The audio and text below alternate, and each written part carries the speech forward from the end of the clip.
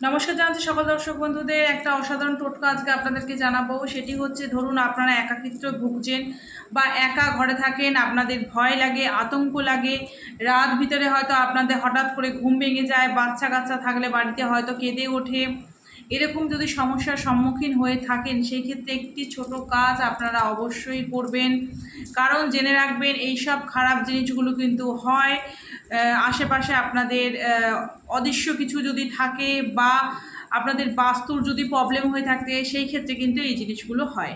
তো কি করবেন, একটি কালো কালারের কাপড় নেবেন, তার মধ্যে সাদা সর্ষে, কালো সর্ষে দুটি নেবেন, দুটো প্রেক নেবেন সঙ্গে।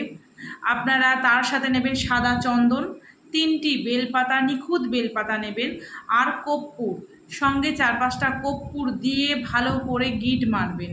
মেরে আপনাদের বিছানায় যেখানে আপনারা শুচ্ছেন তার তলায় আপনারা রেখে দেওয়ার চেষ্টা করবেন।